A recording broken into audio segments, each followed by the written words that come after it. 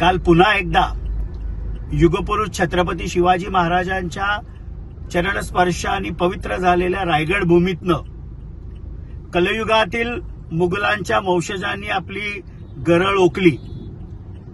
प्रांताध्यक्ष खासदार सुनील तटकरे साहेब तर 2029ला पुन्हा एकदा रायगडचं नेतृत्व करून लोकसभेला विजयी होतीलच. पण ज्या रुमालाचा उल्लेख आपण केलात त्या रुमालाने आपला चेहरा लपवून आपल्याला पुढचं आयुष्य जगायला लागणार नाही ना, ही रायगडची जनता तुमच्यावर वेळ आणेल.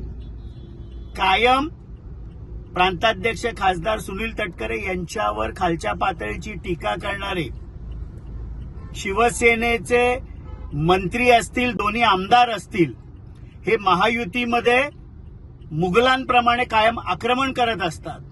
आणि महेंद्र थोरवेंचं तर मला खास करून आश्चर्य वाटतं की मी बाळासाहेबांचा शिवसैनिक आहे. मला त्यांना आठवण करून द्यायची की 2019 मध्ये तर शिवसेनेमध्ये त्यांचा प्रवेश झाला.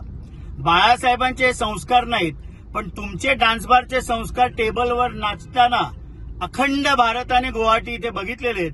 त्यामुळे महेंद्र दळवी, महेंद्र थोरवे आपल्या अवकादीत राहा आणि पुन्हा प्रांताध्यक्ष खासदार सुनील तटकरे यांच्या नादाला लागू नका.